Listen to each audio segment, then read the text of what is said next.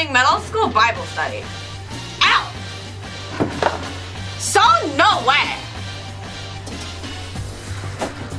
Why does Billy have 2 desks in his office? Like, no way. Who is Lee?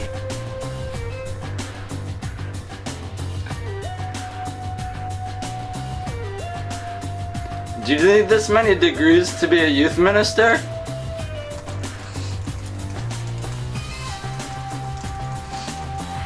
Why is Adam's office always so stinky?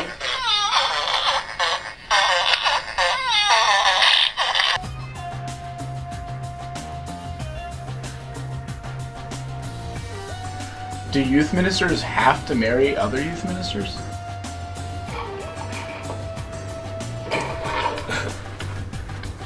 Do I really get paid to watch YouTube all day?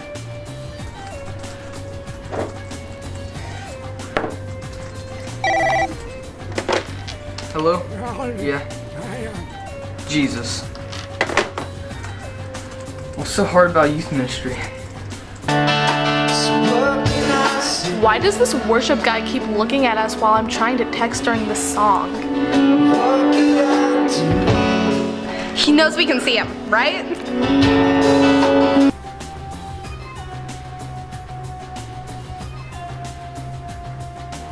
Do I have to read all these books to become a youth minister? So do all I need to have is facial hair, glasses, and drink coffee to be a youth minister? Why do youth ministers answer all my questions with questions? Say what?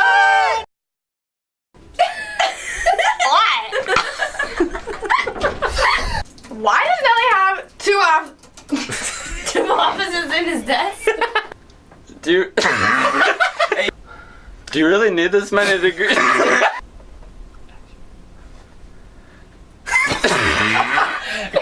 It's like, when I sit right here, it's like he looks right at me. Yeah. Why is Adam's office always so stinky? Okay.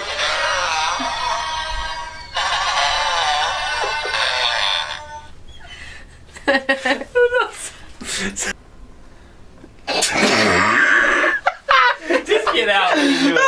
Just get out. Let him do it. Just get out. Let him do it.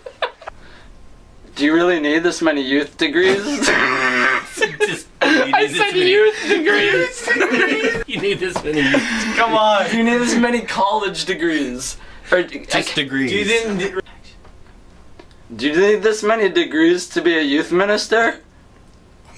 Look at Lindsay. My God. Look at Lindsay. What's that page for, Lindsay? I'm crying. All my questions with questions. Pretty good, right? Nailed it. I want to do something a little bit different, have a little bit of fun. I'm going to take us back in time. So I'm going to get into our TARDIS. Any Doctor Who fans out there? There you are. All right, we're going to get into our TARDIS, and we are going to go back in time. How many years? 1,925 years to the year 90 AD, and you are going to be the first Christians in the world, just for tonight. All right, so let's get in our time machine, and let's transport back.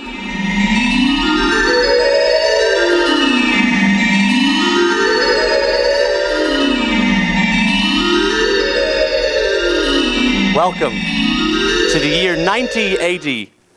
Here's a few things you need to know. First of all, this is what you'll be wearing for your 90 AD. Okay? Need to get into the character, get into what you're wearing for 90 AD. Okay? Everyone got it? All right? Next thing I need you to know about the year 90 AD. Okay? There's 3 things you need to know. Ready? She is wearing chacos, you're correct. Chacos are a timeless fashion piece. So you can be wearing chacos, not tacos. Don't wear tacos on your feet. 3 things you need to know. Okay, you ready for this? First thing you need to know is that the C's equal scary. And every time you see this picture, or I say the word C's, you're going to go make a ghouly, kind of scary sound. So you're going to go, ooh. All right, 1, 2, 3, go. Wait, you never said it. Like the picture's in the screen. Okay, C's equals scary. Okay, back in 90 AD, the C's represent this mysterious, dangerous thing that can just, and in fact, the C's are still scary today. During the Malaysian Airlines, right? C's are still terrifying. So that's your first thing. Second thing is, anyone recognize this symbol? A fish, okay?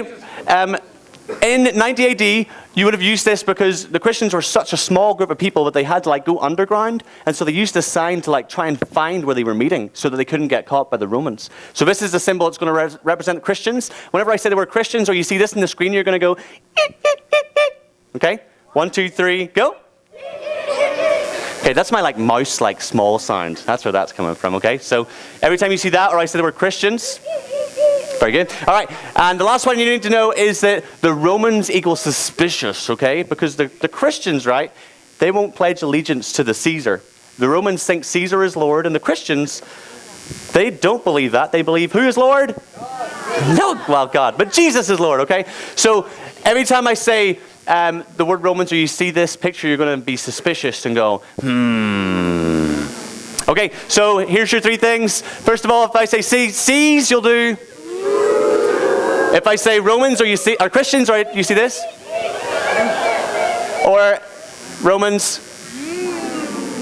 Excellent, very good. Okay, welcome to the story, and I need my characters. So Jesus and the 12 disciples, can you come to the front, please? So we're going to go into the story. The reason we're in the year 90 AD is because when Matthew's gospel was written, that's the year it was written. So we're going to hear from Matthew's gospel, and you're going to be hearing it. Here you go, Jesus. And all right. So here's how the story goes. Jesus had just finished feeding the 5,000 people, and the disciples were amazed and in awe. That's the 5,000 people right there. So Jesus was hanging out with the crowds, and then he dismissed his disciples to go off into a boat over there into the sea. So the disciples headed off on their journey without Jesus by their side. And while the disciples were sent off, Jesus went off to pray on his own in the quiet. Evening came, Jesus was gone all by himself, and the disciples were out on the boat. Make your boat, disciples. So they're on the boat in the middle of the sea. They were already far from land and they couldn't see it. They tried to look for land, but they couldn't see because they were so far away. And even when they looked, it became really hard to see the land because there was rain in their eyes, because a storm was beginning. They were beginning to frantically row in the boat, frantically. As the waves started to crash over them, the boat started to rock, shaking them, throwing them around, reminding them once more of why they were so afraid of the sea.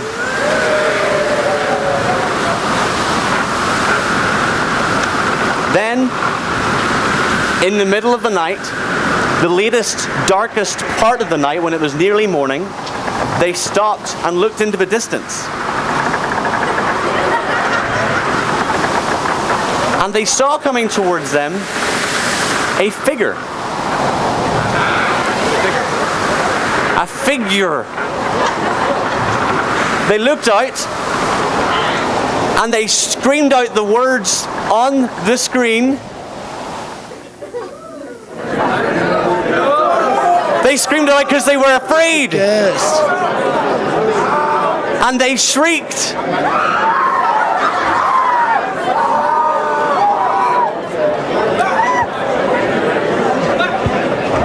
Jesus spoke to them and said the words, I pity the fool who fears me. Or as the Gospel of Matthew puts it, take heart, it is I, do not be afraid. Maybe the disciples were excited. Maybe they were perplexed. Maybe they had all passed out.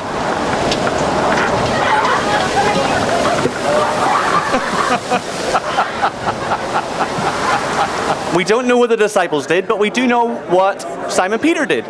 Simon Peter said these words on the screen. You are. If it is you command me to come to you. No sign. What did Simon Peter say? If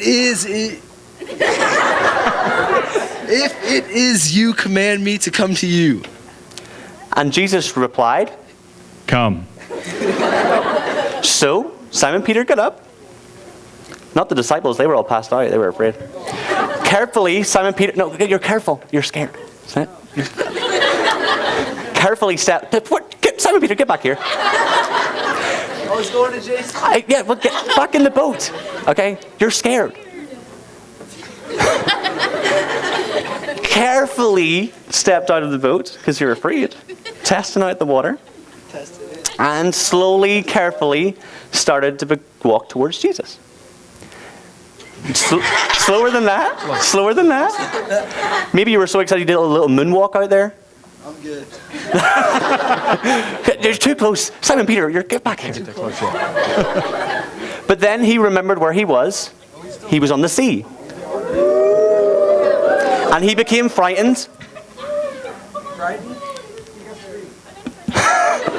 You're not surfing, you're frightened. And he cried out the words on the screen, Lord, save me. And he began to sink. But Jesus immediately reached out to him and caught Simon Peter, saying the words, You of little faith, why did you doubt? Maybe he said them angrily.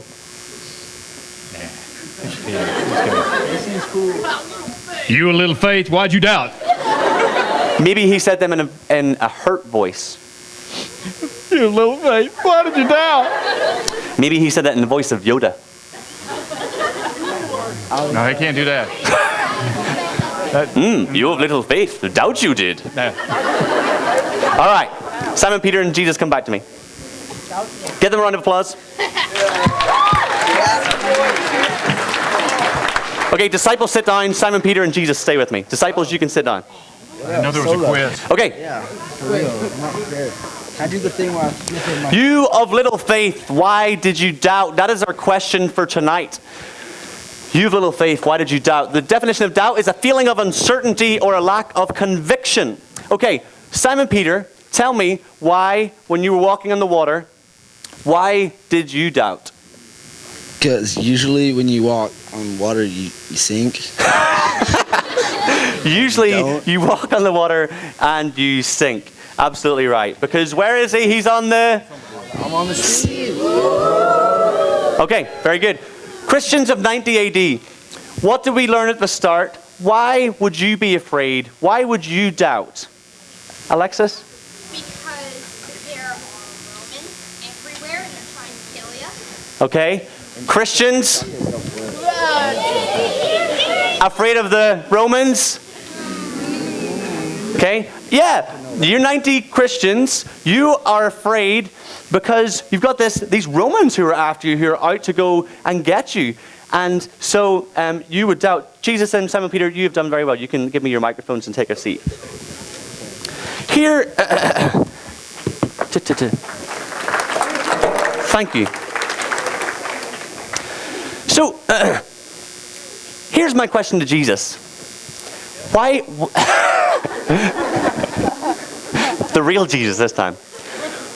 Why on earth do you think that they doubted? Isn't it obvious why Simon Peter, who was walking out there, would look around him and see the waves? He's using his logic, thinking, oh my goodness, what am I doing? This doesn't happen. Of course he's afraid. Of course he doubted. The people who would hear this story in 90 AD, of course they doubt. They're trying to follow you, Jesus, but everywhere they look, there's these people who are suspicious of them, going out to get them. So whenever Jesus asks, you of little faith, why do you doubt? I'm like, say what? 1, 2, 3. Because here's my thinking, right? Jesus knows why they doubted. It is obvious in this story and for the Christians in 90 AD why they would doubt. Jesus is not an idiot, and Jesus is not oblivious to the fact that they're facing extremely difficult things. Jesus isn't questioning their logic when he asks this question. What is Jesus is questioning is not their logic. He's questioning, do you trust me? Okay, when you walked out there, you saw me, you were walking towards me. Do you trust me? That's what I think Jesus is asking when he says, why did you doubt? Yeah, I know that there's all these hard things around, but look at me. I'm here with you. Why did you doubt? So I don't know if I hear it. It could be an angry thing. It could be a hurt thing. But tonight I want you to hear Jesus asking us this question in a way that says, I am with you. Why did you doubt? Not in an angry tone, but in a way that says, trust me. I am with you and I am for you. Here's why I think Jesus knows why they doubted. Later in the same gospel, Matthew's gospel, chapter 27, these are the words that Jesus says on the cross. My God, why have you forsaken me? Can you picture Jesus saying these words? Not saying these words, crying these words on the cross? My God, why have you forsaken me? Where are you? Why have you left me here? So Jesus knows. Jesus knows what it's like to doubt. Jesus knows what it's like to be afraid.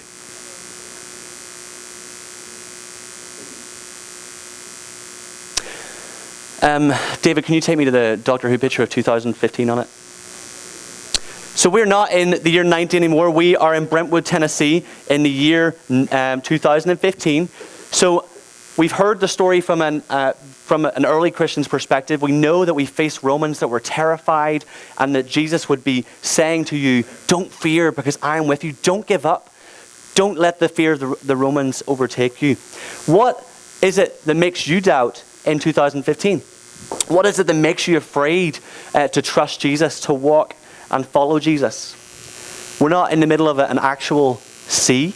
We're not in the face of these Roman people, but we do have things that make us afraid. I want to tell you that as somebody that has followed, actually a couple of days ago, I think it was one of these days in the past week, it was the 14th year of me being a Christian. In 2001, I became a Christian. So give me a round of applause for being a Christian. Thank you very much. Very excited. I want to tell you that following Jesus is hard, and that there's times whenever I've wondered, God, are you even there? There's times whenever I've wondered, is this worth it? And there's times whenever I've wondered, you know what, it's easier not to follow Jesus, so should I even bother? There's lots of things that make me wonder, that make me doubt Jesus. I want to ask you the question. I want you in your small groups tonight to be asking the question, what is it that stops you from following Jesus? What is it that stops you from fully trusting Jesus? What are the seas that you face in your life that overwhelm you and make you terrified, that stop you from following Jesus? What are the I don't know what that next part is. What makes you feel small, like Christians in 90 AD?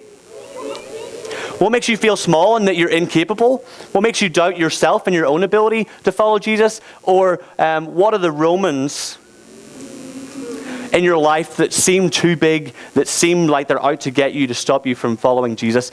So in your small groups tonight, what I want you to hear Jesus asking you is, you have little faith. Why did you doubt? But I don't want you to hear it in like you're not allowed to doubt. Doubt is bad. Don't be afraid. If you're afraid or you get scared, that's a bad thing. I don't want you to hear Jesus asking you that. I want you to hear Jesus saying, I am with you, and I know that it's scary, and I know that these things are going on, but I am right there in the midst with you. And when you fall, David, take me to the last slide. When you fall and you doubt and you're afraid, Jesus reaches down, even in the midst of your doubts and your fears, and Jesus pulls you back up. Jesus holds you in the midst of all that makes you afraid and all that makes you doubt. So tonight the question is, why do you doubt? And in your small groups, I want you to respect each other and to listen to each other and think about, what is it that stops me from walking to Jesus? What is it that stops me from following Jesus? What are the things around me, the things in myself and other people in the world that make me doubt Jesus, that make me doubt my ability to follow Jesus? Listen carefully. If people share, know that they're sharing, they're making themselves vulnerable, so be respectful of things that people say. Don't try to necessarily answer, just listen to each other as we share. What is it that makes us doubt? What is this that makes us afraid to follow Jesus? So will you take the hands of the people around you? And I hope as you take hands, that'll be like the hand of Jesus pulling you out of the water.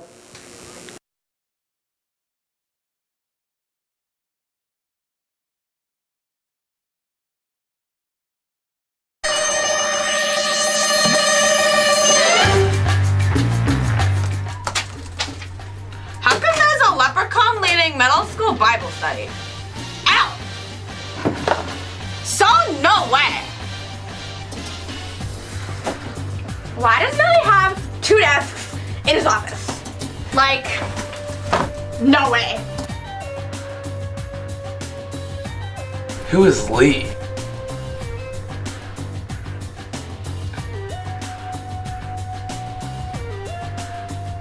Do you need this many degrees to be a youth minister?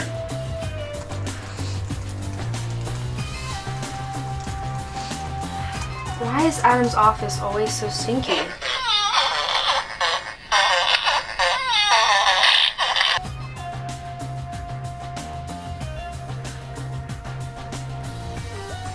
Do youth ministers have to marry other youth ministers?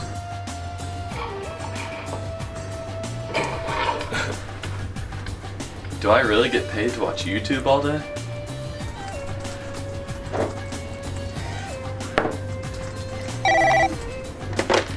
Hello?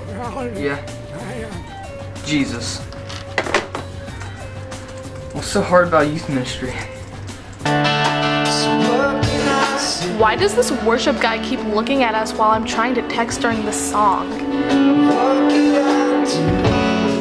He knows we can see him, right?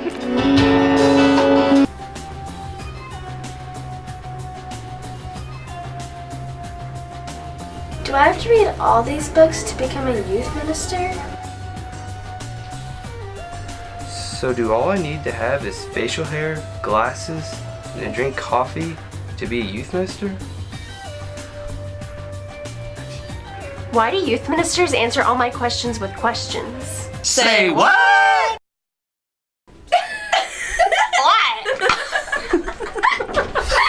Why does Nelly have 2 offices in his desk? Do you really need this many degrees?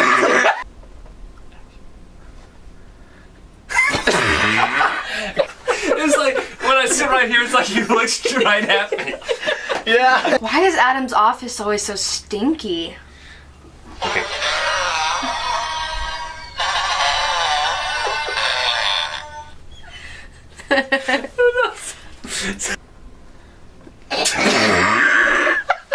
Just get out, let him do it. Just get out, let him do it. Just get out, let him do it. Do you really need this many youth degrees?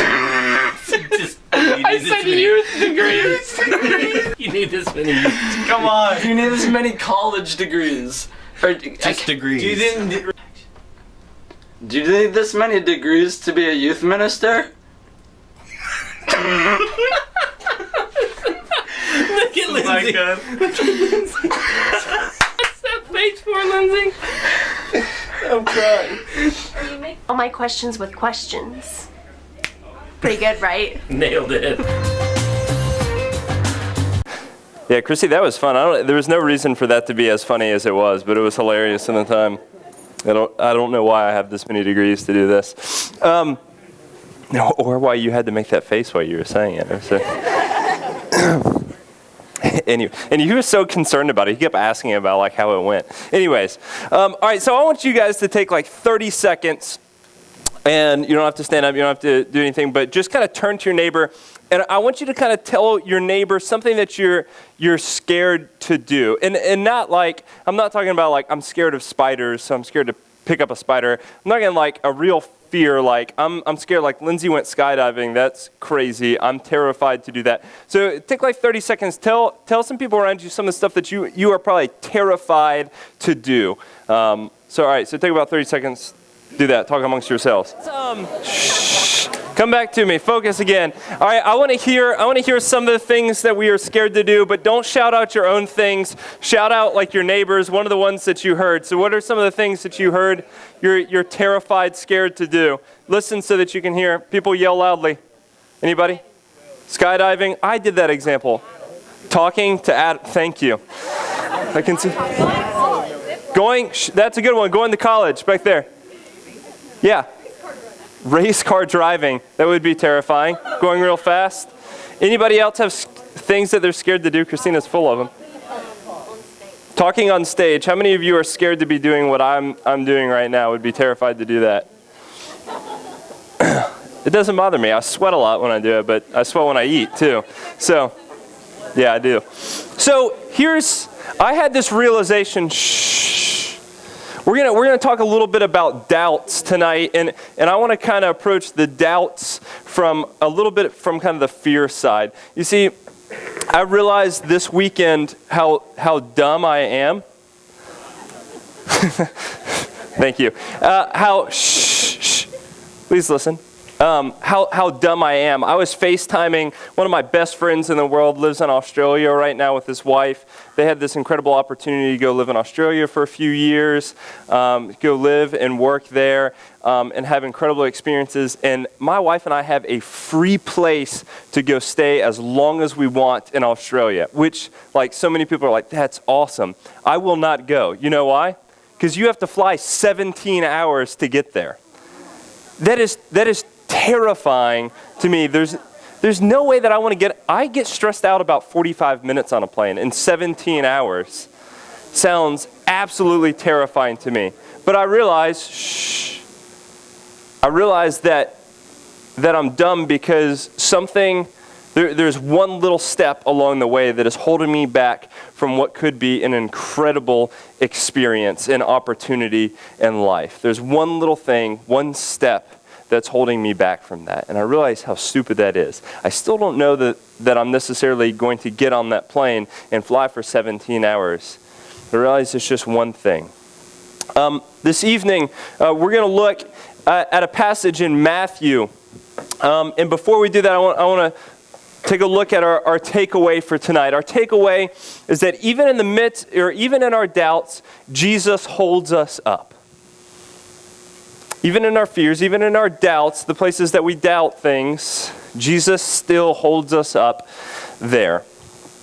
So I want to take a look at a kind of a popular story, and that's in Matthew 14.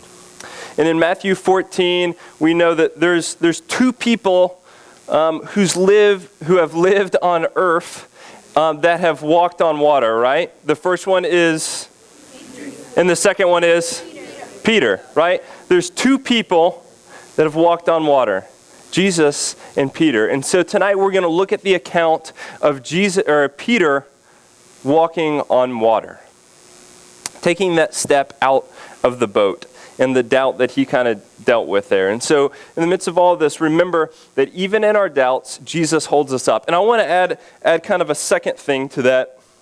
And that's what, if we're going to look at doubts, we have to look at faith too. And so I'm going to talk a lot about faith. But one thing that I want us to remember and kind of acknowledge right now about faith, before we go any further, is that I truly believe that faith is active. Faith is not just something that we have, but faith is something that happens.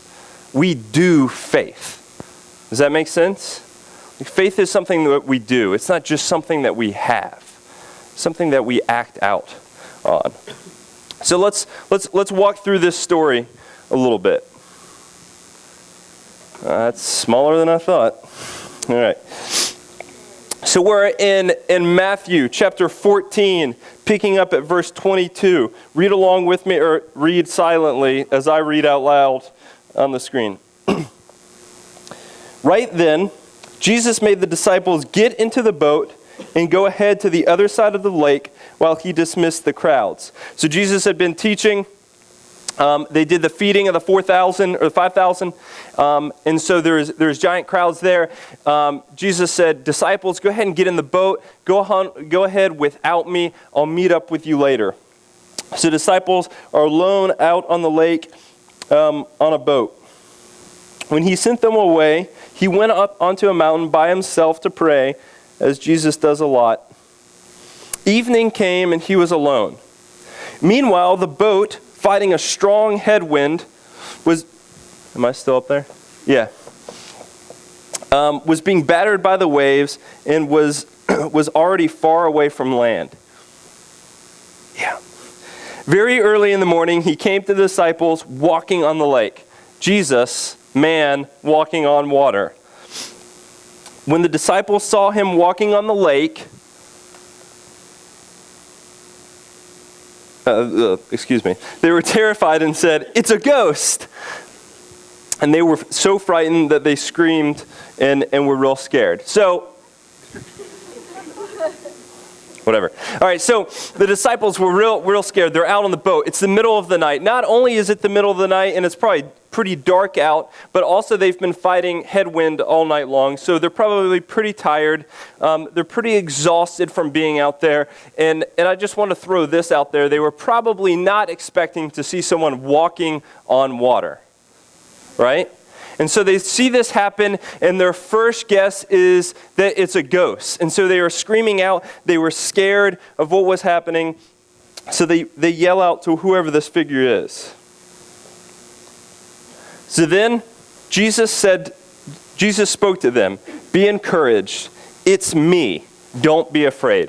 All right, so I want to stop right there and point out something.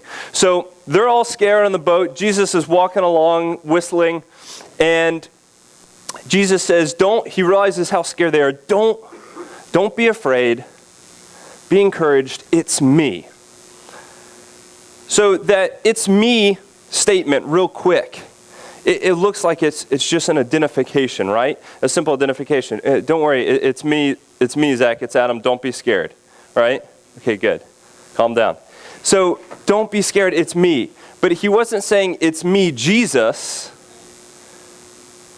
He was saying exactly what God said to Moses when God was revealing himself, or God's self, to Moses in the form of the burning bush. Jesus said the phrase that we translated as, "I am who I am." I am God, is what he's saying. So they're looking out, terrified at a figure that they kind of assume is a ghost, out on the water. They're scared, and what they hear back is this figure saying, "It's me, God." So that's what they hear. He didn't say, "Hey, it's me, Jesus."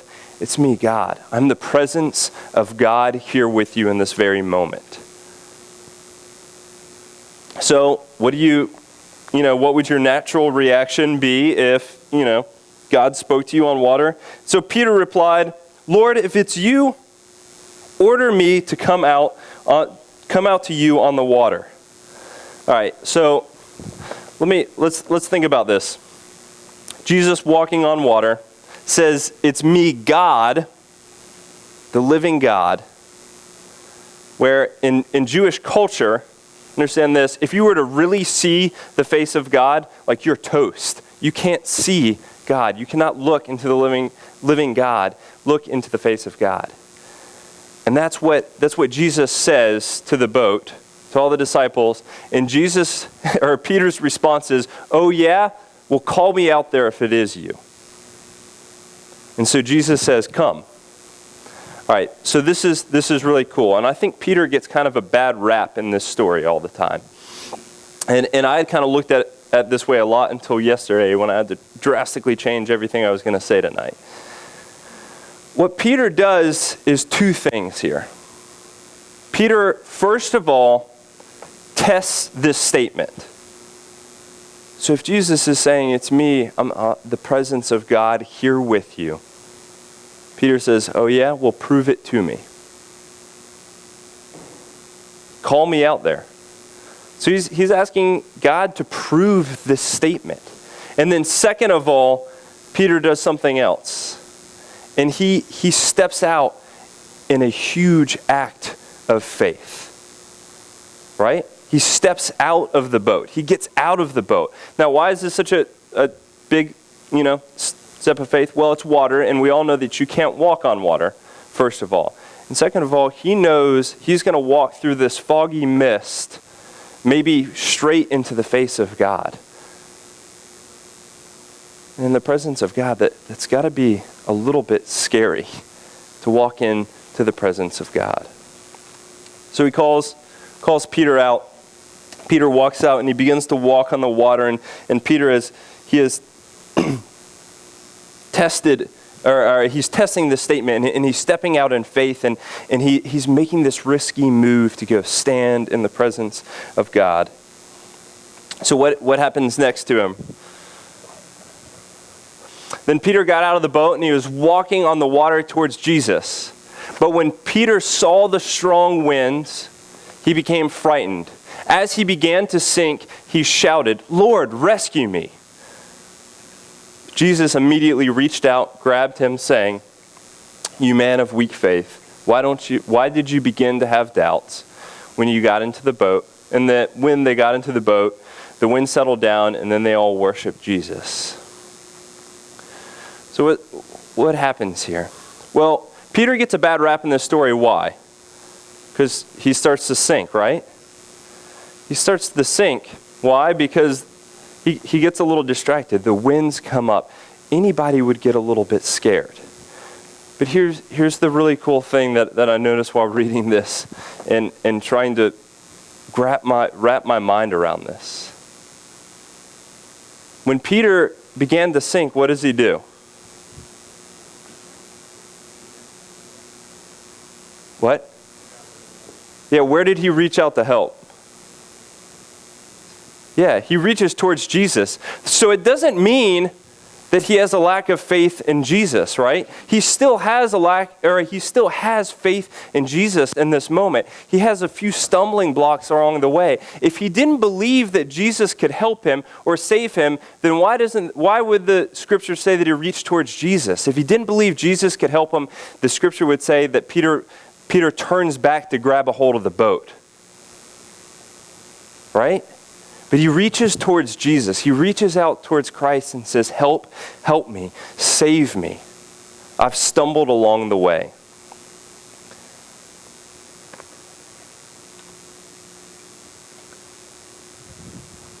Jesus asks him, why did you begin to doubt?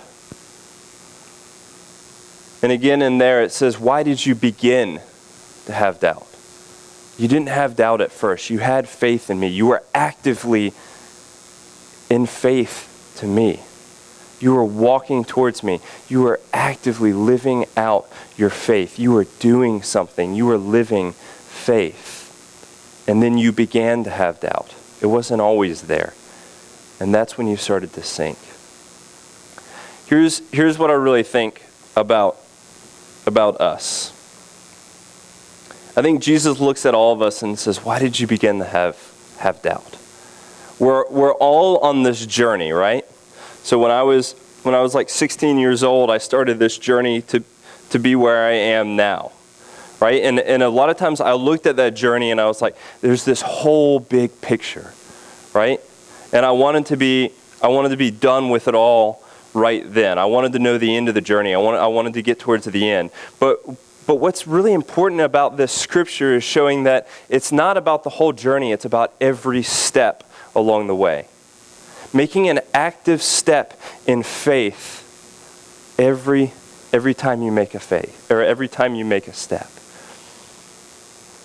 So for me, I looked back at my life and realized that every time that I did something that I was kind of scared to do, like go home and tell my parents that I wanted to be a minister, that was me actively living in my faith. And when I went to my school and I started telling my friends that my life was going to look a little bit different because this guy named Jesus messed it all up, that was an active step in faith. When I went to college and I decided to study what I wanted to study, and that I was not going to let certain things dominate my life, that was an active step in faith. Now, when I did kind of let some of those things dominate my life for a little while, I started to sink a little bit. But I reached out towards Christ. Christ looked down at me saying, knowing that I had this faith in him, saying, why did you begin to have doubts? See, I think as we go and approach and try to live in the presence of God and try to act out our faith, we will have doubts. And Christ stands there saying, why did you begin to have doubts? I accept both sides of you. On both sides, I'm going to stand here and hold you up. Even in your doubt, I'll hold you up.